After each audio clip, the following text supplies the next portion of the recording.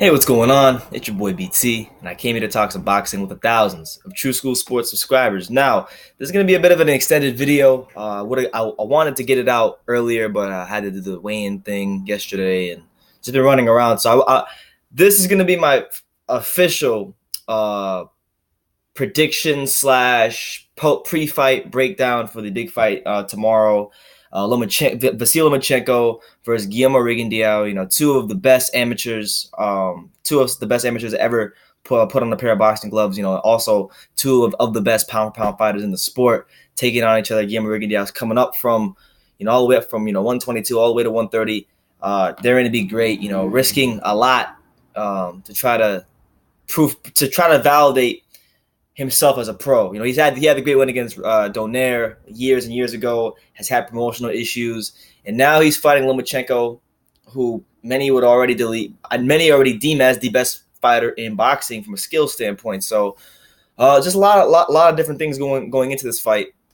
And I just wanted to give you guys my little take on how I see it, and you guys can give me yours in the comments down below as you're watching this video or after you're done watching the video. But we'll start with Rigondeaux, man. Guillermo Rigondeaux, for much of his career, has had a lot of promotional issues. He's been fighting once a year, and hasn't been able to really. And guys have ducked him as well, so he hasn't really been able to make the name for himself that you'd want. He had many fights early on in his career when he was being promoted by Top Rank, where he was putting on a boxing clinic for the most part, but he didn't press the action. He didn't try to put his foot on the gas and put that exclamation point that you'd want. So he became anti-fan friendly, and a lot of people would boo him in fights where he'd be winning decisively.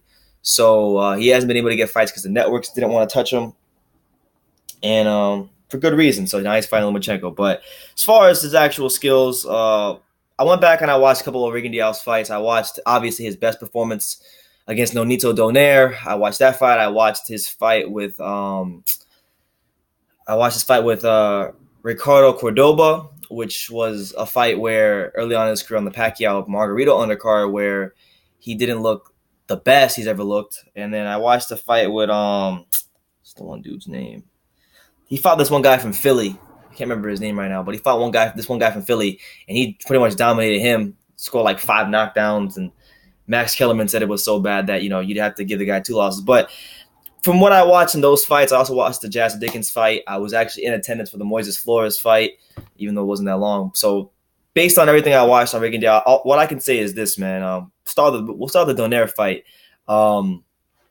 When he had fought Donaire, he'd only won 12 rounds twice. Really, Guillermo Rigondeaux has, for all the skills he does have in the ring, he doesn't get a lot of credit for his power. He has significant power, but that's at 122.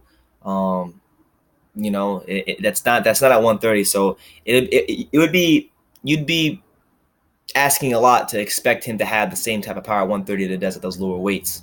But when he fought Donaire, he'd only been 12 rounds 2 times.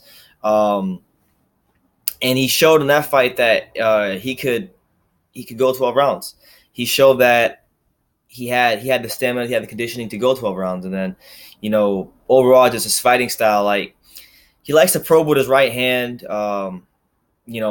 stay in the pocket. He'll stay in the pocket right in front of his opponent, and just dissect the rhythm of his opponent, measure them.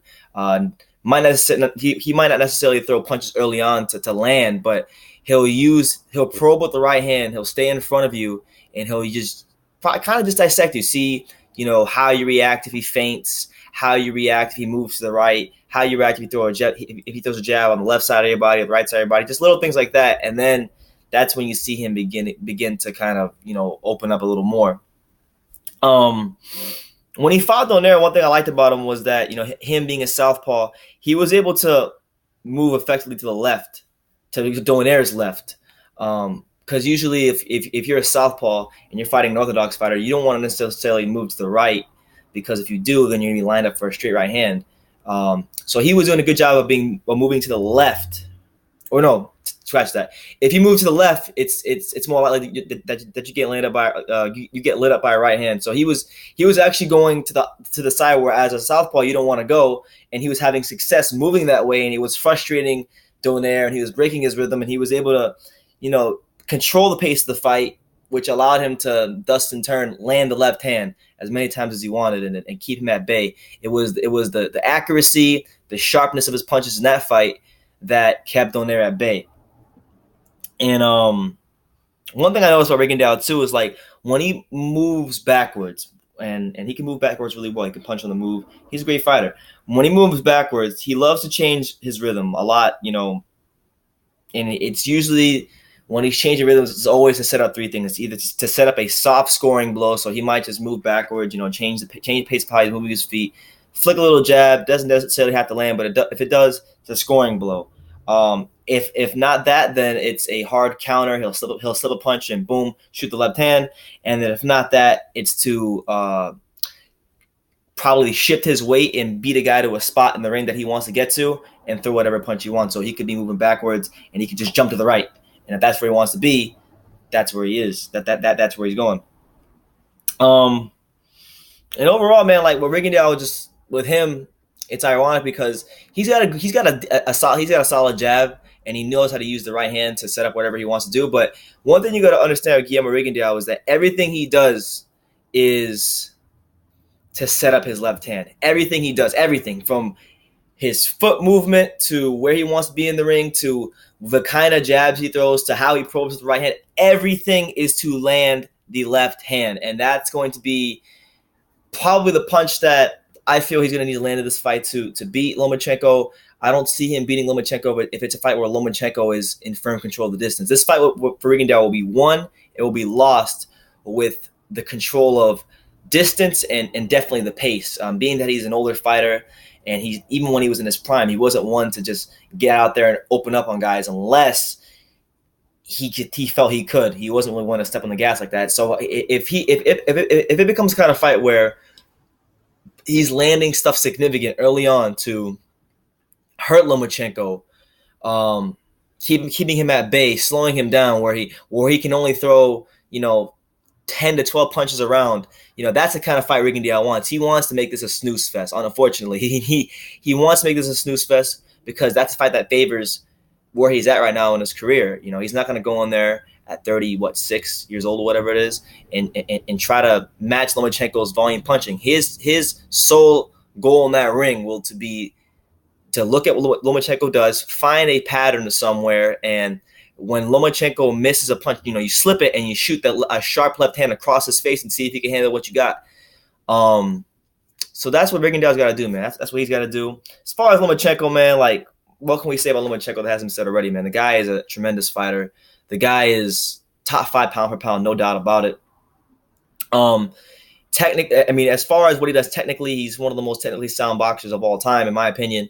And one thing that you don't necessarily hear a lot of people talk about in boxing is like, you'll never hear people talk about like, oh, this guy, he changes levels really well. Nobody necessarily knows what that means. Well, changing levels just means like, okay, if my hands are here, changing levels could just be something as simple as a feint or dropping your hands a certain way or just changing the way your stance is on a dime to try to get the other fighter out of position to hit him. That's basically all changing levels is. And I think Lomachenko does that as well as anybody in boxing, which is why he's able to land so easily. One thing Lomachenko does really well, better than, and he's probably one of the only fighters that you can say this about in all boxing. And if there is another one, I can't think of him right now, so you can let me know. But he's probably the only fighter in boxing where he can freeze his opponents and keep them at bay with his movement alone. What I mean by that is he might not necessarily be throwing a punch, but he can literally just move, sidestep, be in your face, get in, get out. And the guy might want to throw a punch, but he's not going to throw a punch because the movement keeps them at bay. And that's one of the subtle things that makes him a special fighter is his ability to freeze his opponents with just simple movements. Obviously, for me, the mark of any great fighter, A-level fighter that is, one attribute I always look for is can they punch on the move? Meaning as their feet are moving, can they punch while their feet are moving at the same time? Because some guys, they'll throw a punch, they'll stop, or they'll throw a punch, they got to reset. Not everybody can punch while on the move, but the guys traditionally who you would deem as A-level fighters can punch on the move. Mayweather, Pacquiao, Muhammad Ali, just couple guys, for example. Those are guys that all punch in the move. You don't necessarily have to be an A-level fighter, but if you can do that, generally you have the potential to be an A-level fighter. So he does that just as good as anybody in boxing, punching on the move. And he's going to need to use that movement against Rigondeaux to push the pace, to get him into a fight where he doesn't want to be in. Rigondeaux is not going to be one of those guys that wants to be in a fight that's ultra fast. He wants to be able to slow down, take his time, look at what he's got in front of him, dissect the movement, dissect the rhythm, and go to work from there. But if Lomachenko can not only just land the punches, make Guillermo Rigondeaux feel the punches at 130 pounds, but push the pace, make him fight and make him uncomfortable, that's what's going to put him in an advantage to win. He still has to watch out for the left hand because Rigondeaux's left hand is one of the most accurate punches in boxing, and he has to watch out for that. One thing that I feel, one really significant advantage, aside from the weight, aside from activity as well, being a more active fighter, that I think Lomachenko has going for him, and he can use the Nicholas Walters fight to draw back on this experience, is that he is I would say, in my opinion, he's the much more versatile fighter. He's the better fighter in the pocket. And I say this because, if you go back and look at the Nicholas Walters fight, Walters, yes, was a guy who came off like a 1-year layoff, whatever it was, but he was still generally perceived to be a threat to Lomachenko. A lot of people didn't know how to. There was a lot of people out there that didn't know how to pick the fight at first, and it wasn't until I actually started watching highlights and fights and went back and really studied their fight games that I was like, okay, man, I think Lomachenko's got it. But Walters at one point was generally believed to be like a lower level pound for pound, top 10 fighter. And Lomachenko straight up bullied him in the pocket, bullied him, and he, was able to control distance off of what he was doing in the pocket. So if he's able to dominate, for Lomachenko, aside from pace, what he needs is to dominate the fight in the pocket, whether it be in close, because his punches have a lot of dexterity, meaning that like his punches are very flexible. He can throw punches from a lot of different angles. So if he's in a tight space, he knows how to twist his arms and work his hands in there to land a punch and make it a significant scoring blow. And that's another great thing that makes him a great fighter, is that if he's able to do that in the pocket or Rigondeaux, it's going to help him win this fight. And he can use what you saw in Walter's fight to draw back on that. One thing about Rigondeaux is also, back to Rigondeaux, Guillermo Rigondeaux keeps fighters at bay with their fear of his left hand. So one thing I'm looking for, because a lot of times boxing is very much about the mental, and for a fighter like Lomachenko, who he lost to Salido in a very close, controversial fight, Lomachenko is still someone that I'm pretty sure in his mind he has the confidence of an undefeated fighter, even though he's not an undefeated fighter, if you know what I'm saying. Like he thinks he won that fight. A lot of people probably won that fight. So he wasn't like a devastating loss. My thing with him is if Rigondeaux slaps him upside the head with one of them left hands, will the fear of Rigondeaux landing that sharp punch, that powerful punch on Lomachenko, will it actually put some fear, some doubt in his mind? Because that's what makes Rigondeaux such a dominant fighter, aside from his technical boxing skills, is the fear of that left hand. A lot of guys won't punch back because of the fear of that left hand. And that's the interesting thing for me, is when Rigondeaux actually hits Lomachenko with a left hand and it lands on the button, if it lands on the button. This is actually something that I'm looking forward to seeing in the fight, is when Lomachenko gets hit with a left hand by Rigondeaux, will there be any fear? Will there be any doubt? And will he be kept at bay? That's what I'm looking at. And overall, thinking about Rigondeaux, if he is to win this fight, I've had people say that if he defeats Lomachenko, moving up 2 weight classes to take on a 2-time gold medalist who's a top 5 pound for pound fighter, first fight at the weight class, that's got to be one of the best. That's got to be the most significant win in boxing history. That's what people told me. And, I'm not going to go that far. I think it's a great win. I think it's the kind of win that if you're Rigondeaux, it'll certify you as an all-time great. But I'm not even looking at it like that. I'm looking at this fight if he does win, because Rigondeaux has generally had the label of being deemed a boring fighter, because there'll be times where he's fighting guys who are overmatched or he can just look sensational against, and he won't go that extra mile to do that, which is fine. If he's the one in the ring, so that's his prerogative to fight the way he wants to fight. But you can't complain about not being a bigger star or not getting the same love if you're not trying to put that exclamation point on your fights. So my thing is, like, if we get into a fight, let's say he gets schools Lomachenko, and Lomachenko is getting outboxed, Lomachenko can't hit him, Rigondeaux is doing whatever he's doing. Will he actually put forth that extra effort to close the show, to try and make a statement, to try and endure himself to the boxing fans and the sports world at large? Because his career has been very devoid of that, and he kind of needs that. And this is what this fight should be for him. I know Rigondeaux is not going to look at it like that. Rigondeaux looks at it as like, look, it's just my job. I'm going to go in there and do what I do, which is fine. You do what you do. But if a chance comes to get Lomachenko out of there and you don't take it and you just play it safe, if you get the win, fantastic. But you should be looking for blood. You should be looking for blood. You should be trying to go for the gusto. And for Lomachenko, the same thing with him. The reason that Lomachenko has been so popular and has been such a hit with most boxing fans and writers and just everybody in the boxing world is that it's his fighting style. It's crowd pleasing. It's very easy on the eyes, and he will go the extra mile most cases to stop his opponents. And if not stop his opponents, he's usually embarrassing them with a technical mastery. And he's doing it in a way to where he's playing to the crowd. Rigondeaux does it in a way where people can deem it as running. And it's not just me saying this, hating on him. If you guys go back and you watch the Ricardo Cordoba fight, that was a fight where he was dominating early on, and then Cordoba kind of worked his way back into the fight. And Emmanuel Stewart, who was commentating that fight, actually said about Rigondeaux, he was like, hey, he's a great boxer, but this right here, this is not boxing. This is clearly running. And, and then he was talking about how most Cuban amateurs, is that they train themselves to fight 4 rounds. When you're amateur fighting, only fight 4 rounds. He thought in his mind that up until that point that he had probably won 5 or 6, 7 rounds. So he thought, he played it safe. He was, circling the ring, throwing a pot shot here and there, but it wasn't anything to really try to hurt Cordoba or impose himself on Cordoba. And Cordoba, because of that, was able to get back into the fight. I believe he even scored a knockdown in that fight.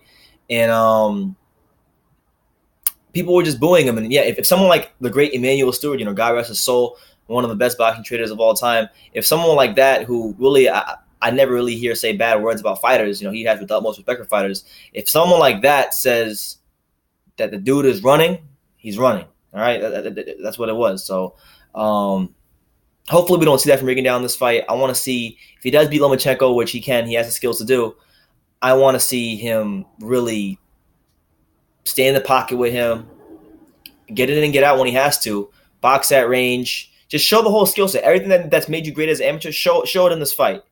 Show it in this fight. And so that's what it is, man. And as far as who I think will win the fight and why, I've said I think Lomachenko will win the fight. I just think, with him being at 130 pounds, being the more active fighter, being the younger fighter, being the I don't want to say more talented. I think Rigondeaux is very talented. They're equally talented. You don't win 2 gold medals and become a world champion just being a bum. But I think he's the more versatile fighter. I think he's, for one, I think he's got a better jab. I think he boxes from the outside better. In the pocket, punches just have more dexterity on them. So like I said, he can get creative with the punching angles, and he can land a lot of punches that Rigondeaux just can't land. Rigondeaux, not for nothing, has some of the best footwork you will ever see in boxing. But in terms of his punch selection and what he does with his punches, it's really nothing crazy. It's a jab and a sharp left hand, and every now and then a hook. He's not really a guy who likes to throw a lot of uppercuts. Maybe a straight left hand pot shot to the body. That's what he likes to throw as well. But I think Rigondeaux is going to have some sensational moments in this fight. I think he'll have some moments where he looks good, but because of the versatility of Lomachenko, because this is his natural weight class, because he is the better fighter in the pocket and he's the more creative fighter in the pocket, this is a fight where Rigondeaux does not have a lot of margin for error. We're talking about the kind of margin for error where, like, if you got for anybody who watches basketball out there, like, I will compare Lomachenko to the Golden State Warriors. Lomachenko was like the Golden State Warriors in the sense that when the Golden State Warriors push the pace and you see Steph Curry And you'll see like Draymond Green and Kevin Durant block a shot, and then Steph Curry or Klay Thompson starts pushing that ball, and they're shooting a 3-pointer with 4 or 5 seconds into the shot clock, 3, 4, 5 seconds into the shot clock in transition, and they hit the 3-pointer. It's very backbreaking to an opponent, and Lomachenko is pretty much the same way. He'll throw these ridiculous flurries of punches from all kinds of angles, and he'll feed off of the energy of the crowd. And in many ways, that's to me how he's kind of like the Golden State Warriors. As to where Rigondeaux, to me, he can be very much like the San Antonio Spurs when they had Tim Duncan, and they had when they were younger, they had Tim Duncan, they had Ginobili and Parker, and they were like maybe not when they were younger, but like towards like 2013 when they won the championship, or 2013 I think it was, they won the championship. They're great at what they do, but what they do is what they do. They want to slow you down. The basketball might not be as attractive or as easy on the eyes as the Golden State Warriors, but it's effective and it's incredible, and it is to be respected. And that's how I look at this fight. I look at it in many ways, to use the NBA analogy. I look at it as like the Golden State Warriors with the attractive, flashy, flamboyant basketball versus like the San Antonio Spurs, where it's like, okay, it's more fundamentally sound.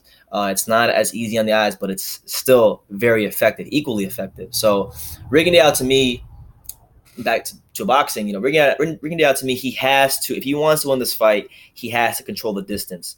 There's no ifs, ands, or buts about it. If he does not control distance and pace of this fight, it's a fight he's going to lose. It's a fight he's going to lose unless he just happens to land a Hail Mary shot with the left hand and knock out Lomachenko cold, because he does have some things going against him. He has I know he's complained about it, and I went off on him about it, because I just feel like if you sign a contract for a fight, don't even bring up the weight. You agreed to those terms, so don't even bring up the weight. You agreed to it. So that's why I made that video earlier this week where you guys a lot of you Rigondeaux fans got mad. But what I'm saying about Rigondeaux is, like, all jokes aside, beside everything I said, he does have some things working against him. Like, okay, you have the 130-pound thing, which is not an excuse because he agreed to this, but he's just going to fight at a weight that he's never fought at. So you get the 130-pound thing.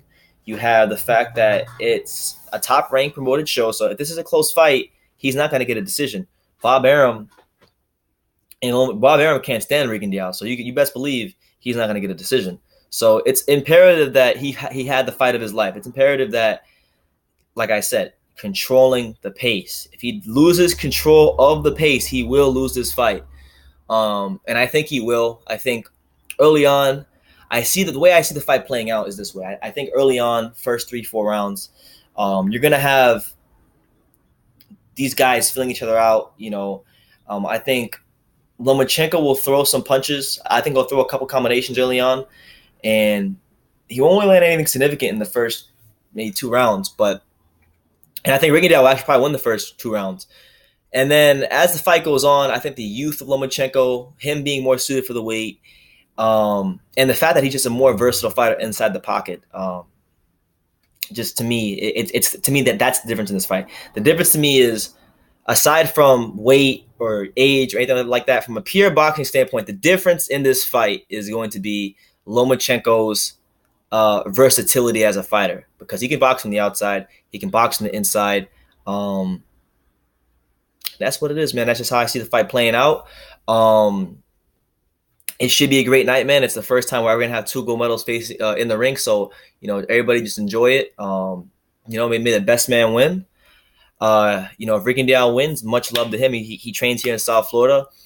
He's been a fighter that maybe hasn't gotten his fair share of maybe gotten his due in boxing for whatever the reason may be. So this is his chance to get some of his due. And for Lomachenko, man, like a lot for all his own naysayers out there, like a lot of people that don't like him for whatever the reason may be, it's his chance to be the guy who's going to go to the Hall of Fame one day, to be the guy who, as far as I'm concerned, is the only guy in boxing who can match up with him amateur-wise, the amateur experience. Rigondeaux has just as much as Lomachenko. So I got Lomachenko winning. I'm going to say he wins by a 9th round stoppage. I just see him breaking down Lomachenko to the body. One thing he does really well too is like when he's on the inside, and this goes back to him being a versatile fighter on the inside. When he's in close, all right, he could throw a 1-2. So the one can come to the head, the two can come to the body, and then what will happen is he'll sidestep. Boom, the left hook comes. The left hook comes, and it's usually like a liver shot or somewhere around the stomach, and it's always very accurate when he does that. So his ability to change angles, sidestep, and get around his opponents. I'm interested to see how he does it against Rigondeaux, who also can do it not as well as Lomacheko. He does it in a different way. You know what I'm saying? Like he knows how to sidestep. He knows how to shift angles with his feet. So it's going to be a bit of a difficult task for Lomacheko to do that. Like he won't find as much success early trying to do that with Rigondeaux as he would other fighters. So it might take him 5 rounds, 6 rounds to do that. But I think he'll have success with it. And I just see him breaking Rigondeaux down. I see Rigondeaux holding his own for the first 4 to 5 rounds. And I think somewhere around the 6th or 7th, Lomacheko is going to hurt him because I think Rigondeaux, he just has this tendency around the 6th, 7th round. If he either feels like he's winning, or B, you can gas him out, which really wouldn't be a surprise because he's been inactive and he's fighting at a new weight. The fifth from basically from the 6th round on is going to be Lomacheko. If he hasn't had any success in the first 5 rounds, from the 6th round on is going to be his chance to get him out of there because he can fade him. He's shown the ability to fade in those rounds or not be as engaged in those rounds, as I mentioned earlier with the Ricardo Cordoba fight. So with that being said, man, I'm going Lomacheko once again, 9th round stoppage. That's my breakdown of the fight.